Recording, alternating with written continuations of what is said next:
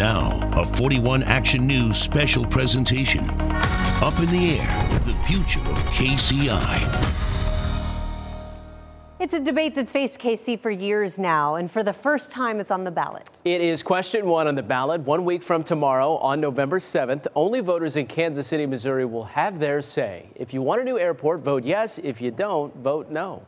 But before you check a box, tonight we break down everything you need to know starting from the beginning. This hasn't been a quick or even a simple process. 41 Action News reporter Ariel Rothfield takes us back and navigates it through it all.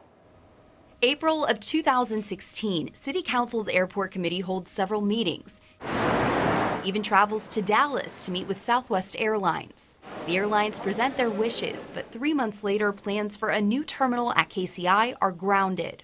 May 3rd, 2016, Kansas City Mayor Sly James announces there will be no election after a city poll reveals fewer than 40% of voter support. If we have so many people in town who are so set against something, then we should not move until that changes. More than 2 months later, the idea is back on the city's radar after a letter from TSA calls for security changes and questions the airport's current design. Still, plans for a new single terminal remain on hold as the airport undergoes a multi-million-dollar renovation. These are issues that need to be addressed now, no matter what happens long-term with the terminal. More than a year after pushing pause on a new terminal, 41 Action News learns the mayor is joining forces with Burns and McDonnell on a plan they hope will take off. What is unique about this proposal is that, first of all, it's a Kansas City company coming forward to talk about improving a Kansas City asset. A day later, both stand in front of KCI's Terminal A, announcing Burns & Mac will build the new terminal and take on all of the financial risks. A Kansas City-based employee-owned company has put forth a truly innovative and unique proposal that can solve the challenges that we are facing. But the plan doesn't take off with everyone. The question we're trying to say is, so what does that mean in terms of control? And at the end of the month, another turn. May 30th, 2017, the city opens bids for a new terminal after other companies say they're interested. Burns & Mac is surprised. It was our thought that once we heard that there were other firms interested, that this could be a possibility. In the meantime, city council members hold meetings with the public. And Burns & Mac launched the KCI hometown team. I know a thing or two about world-class lineups, and the KCI hometown team is a winner. August 14, 2017, the Airport Selection Committee reviews 4 proposals for a new KCI terminal. Later, meeting with legal and financial experts on the proposals. September 6, 2017, the Selection Committee makes its decision. We will be recommending Edgemoor. The announcement catches some by surprise since Edgemoor's proposal had been private until now. By the end of the month, the full council is ready to make its decision, voting 10-2 to take off with Edgemoor and rebuild KCI, if approved by voters. It's time to move forward, come together, approve the new terminal so that it can create jobs, economic development, the workforce of the future, bring the community benefits that we've offered to the city to help bring and create tremendous value here in Kansas City. What happens next is in the hands of Kansas City, Missouri voters. They head to the polls 1 week from tomorrow. Live in the newsroom, Ariel Rothfield, 41 Action News. All right, Ariel, thank you for that look back. If approved, this is what the airport terminal will look like. It comes equipped with closed-in parking, 2-level curbside pickup and drop-off areas, and more food and retail options. Earlier today, I spoke with the managing director for Edgemoor, the company that was selected to build the single terminal. So first of all, many of us have seen these renderings of the proposal of what a new KCI would look like. Let's talk about the inspiration for the design. Where did you find inspiration? Did it come from some other airports in our country or other places? So the inspiration for us was really to want to make an airport that Kansas Cityans would be proud of and that they recognize when they come to this airport, it reflects Kansas City and its core values. So a couple of things that we put into the renderings. First, to recognize the topography of this part of Missouri, we have the rolling hills sort of the roof line as you've seen. When you come inside the facility, the connector that goes from the front of of the terminal to the back of the terminal, sort of a grand boulevard. We put that two-story fountain right in the beginning as soon as you walk in to recognize Kansas City as the city of fountains. And then we have sprinkled throughout places to recognize the history of Kansas City. So we have an homage to 18th and Vine, where we're going to have pictures of the great jazz musicians from the early turn of the century, Negro League baseballs, things like that. The other piece that was really important to us was to recognize Kansas City's known as the smartest city in the country based on its SmartPort initiative. And so we're trying to make the airport the smartest airport in the country by bringing in various technologies in order to make it very sophisticated from a technology perspective. And I think that that all sounds great to a lot of people, and some of those design aspects look great. But one of the biggest concerns people have is the convenience aspect. Sure. People love that you can get in and out of the current KCI. What are some things you implemented into the design that can keep the convenience so that people don't have to be worried that they're going to have to spend hours and hours getting in and out? Sure. So a couple things we did to make sure, because convenience is something we've heard in anybody in any group we've talked to, was first, Kansas City is the only airport in the country that has arrivals and departures on the same level. So you have all that traffic mixed together plus the buses. So the first thing we did is in our proposals, we have the departures and arrivals separated on two different levels. So instantly you have 50% of the traffic on one level, 50% on the other, so that should be more convenient. Secondly, we have a parking garage right across the street, just like exists today, but with about 50% more parking spaces than exist. So if you're traveling, whether on vacation or for work, it should be very easy to find a parking spot.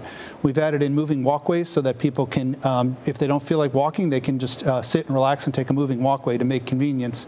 The last piece we did is that we have a single consolidated security line versus the multiple security lines that exist today. And I have to interrupt because I think this is where people think they're going to run into it not being as convenient, because I think some people think they like having the separate security lines, but you would argue it's more convenient just to have the one. Sure. And what we've seen in studies show that when you have one single line with sort of the snaking back and forth, you actually move through faster than you do in multiple different lines. So we think it'll be more convenient and faster for passenger throughput. Okay. So I read the timeline for this. If it passes, November of 2021, is that correct? Correct. Do you think that's really feasible? I do. I mean, our schedule currently has, assuming the referendum passes next week, working on design throughout the spring, the environmental work. We would get to what they call financial close, meaning we've finished negotiating the contracts, we put the financing in place by next summer. We'd start construction in the summer and early fall, and then we'd be done by November of 2021.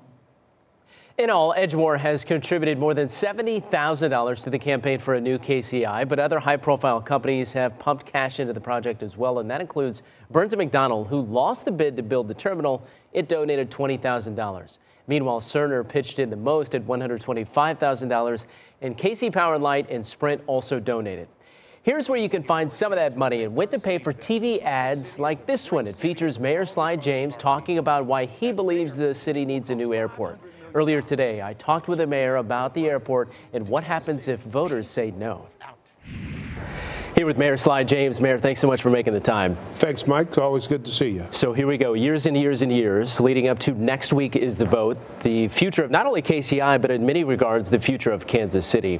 What are you and some of the other supporters of a yes vote doing to get people to the vote next week? Well, first of all, we're making sure that they know that there is a vote next week. That's always important. But today, as a matter of fact, my good friend Robbie Mackinnon, who runs the KCATA, came over and announced that he is going to make rides to the polls free for anybody who wants to ride a bus to the polls on Election Day. He's done that before. He's doing it again.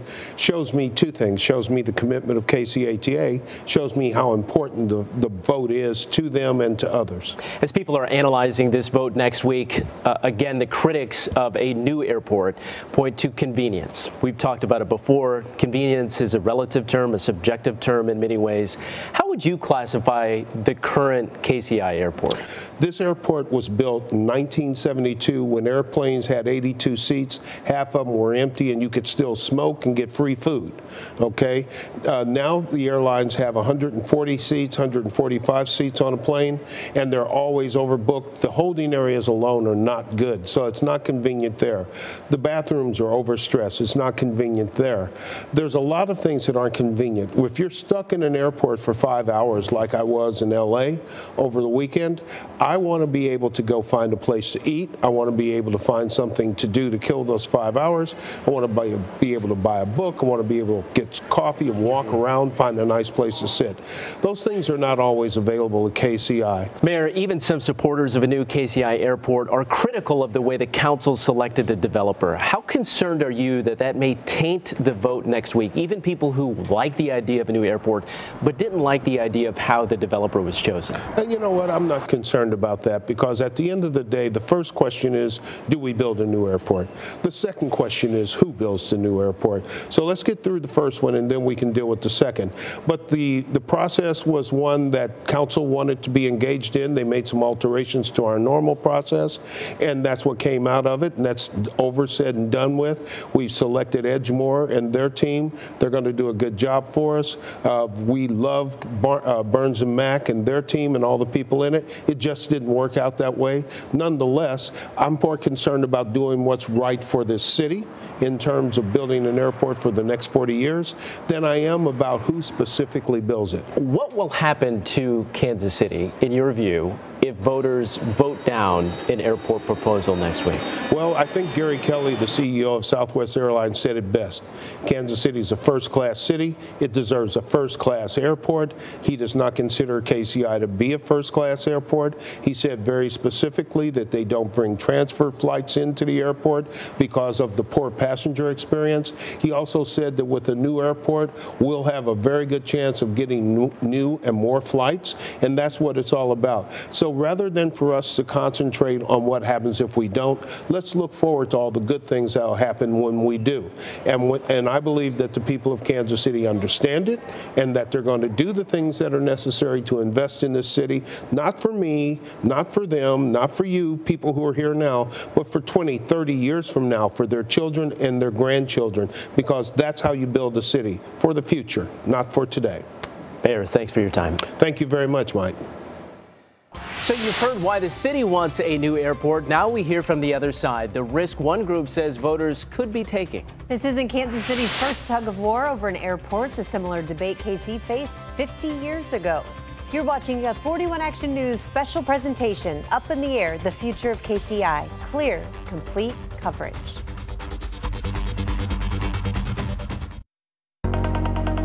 Now, a 41 Action News special presentation. Up in the Air, the future of KCI. City leaders may be pushing for a new airport, but not everyone is on the same page. One Kansas City group says a yes vote for a new terminal could put Kansas City at risk. 41 Action News anchor Kevin Holmes finds out why. Thank you. A lot of people, no doubt, talking about this airport proposal and the upcoming vote. Joining me now is Patrick Tui with Show Me Institute. And the Show Me Institute, their stance is no to a new airport. Tell me why. A lot of people don't understand the risk involved. You know, other cities have spent billion-dollar-plus to build new airports, Sacramento, San Jose, and have actually seen service drop because the price to airlines went so high that the city was no longer competitive.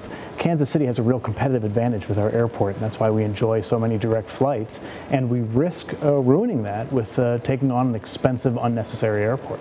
A lot of folks with the airport authority, they say, one proponent, why they support this, they say it's because of efficiency. Things will be much more efficient and perhaps lead to more flights as a result. What do you say to that? Well, it's kind of a build it and they will come mentality. We don't have any guarantee that any business will come here because of a new airport or that any airline will offer more service. We kind of have the promise. And really what that means is that taxpayers or ticket buyers, for example, are on the hook without any guaranteed benefit. 45 years old this airport is as it stands right now. If we keep it as such, what kind of upgrades do you think should happen as a result? I think there are a reasonable amount of upgrades we can expect at a 45-year-old building, you know, outlets and Wi-Fi and stuff like that. But the bones are solid. This is a poured concrete structure. It's built to last.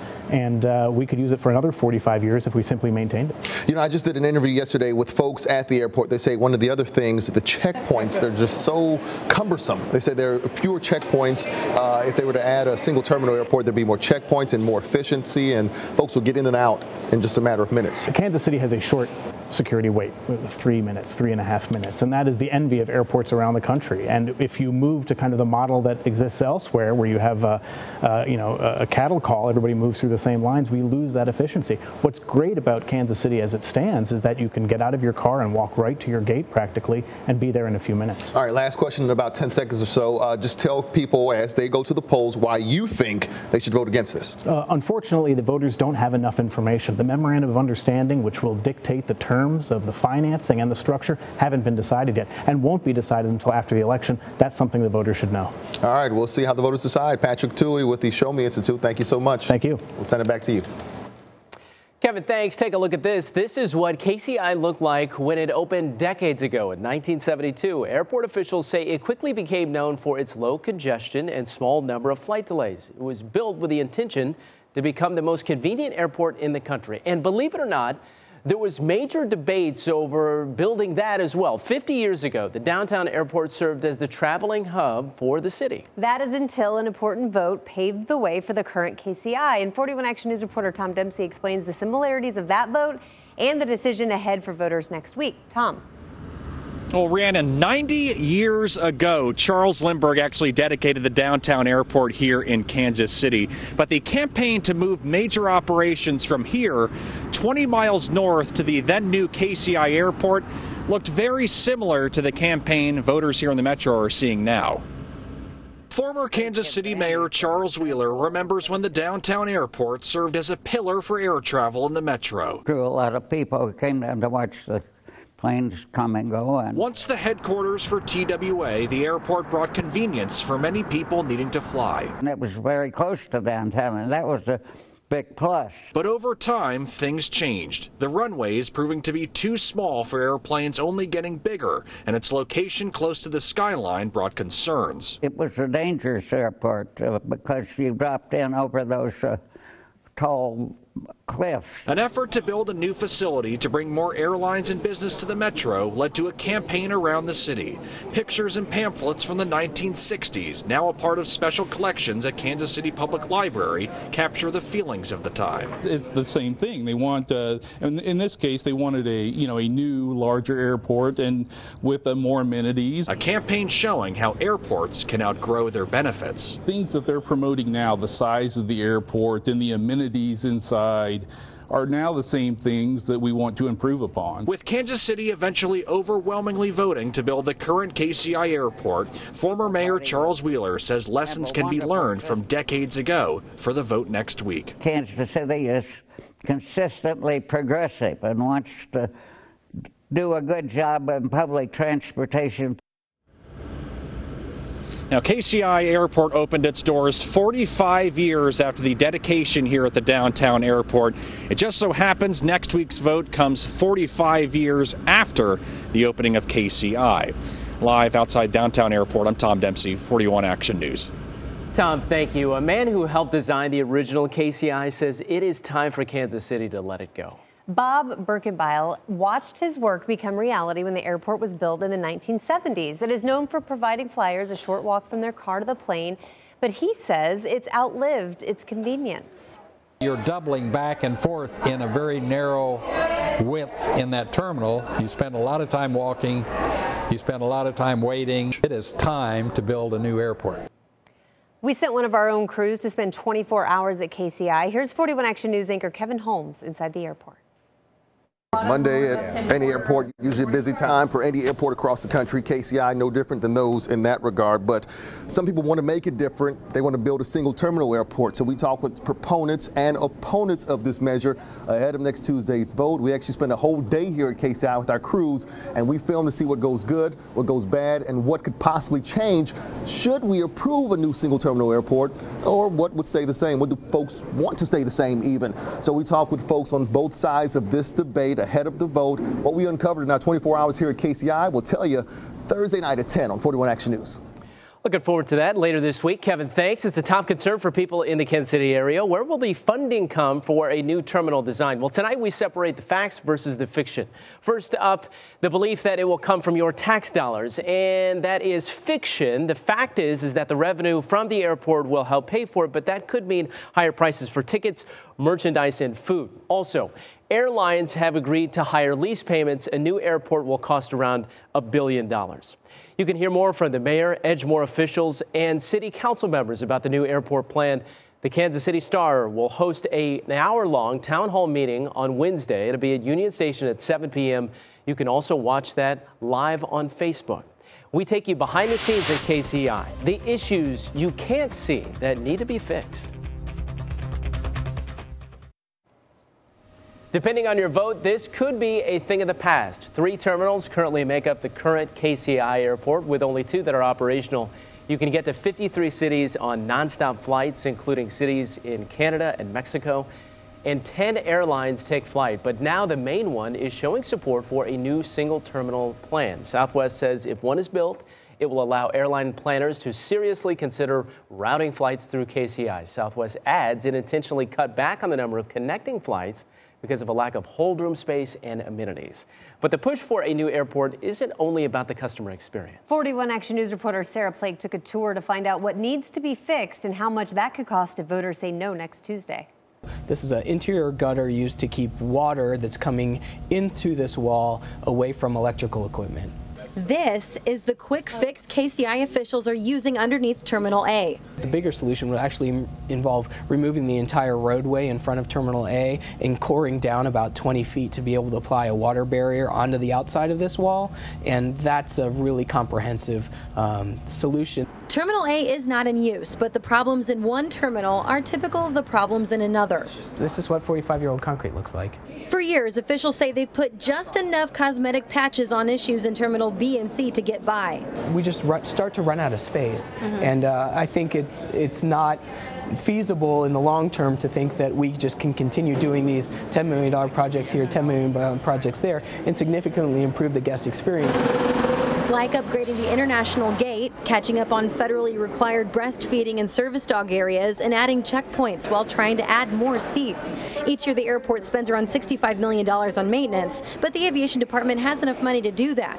Airport officials say no matter what happens with next week's vote, the flights will have to keep on flying.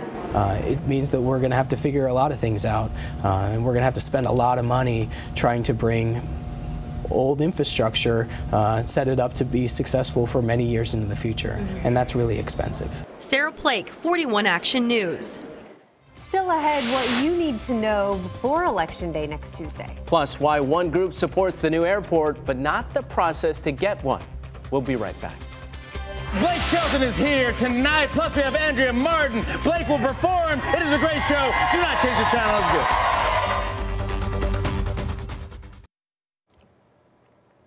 Again, the future of KCI all comes down to the voters in Kansas City. Polls open next Tuesday, November 7th at 6 a.m.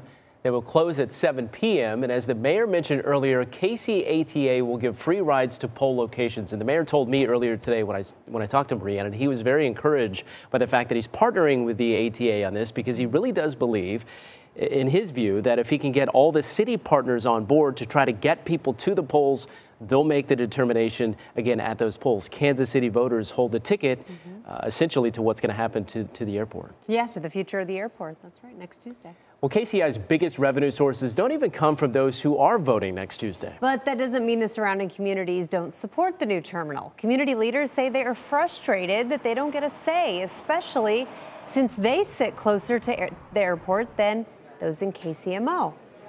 We understand how important it is to the future of the economy of this metropolitan area. Just because we use it more doesn't mean that we understand any better the need for a new airport. Leawood and Prairie Village have also voiced their support for the single terminal project.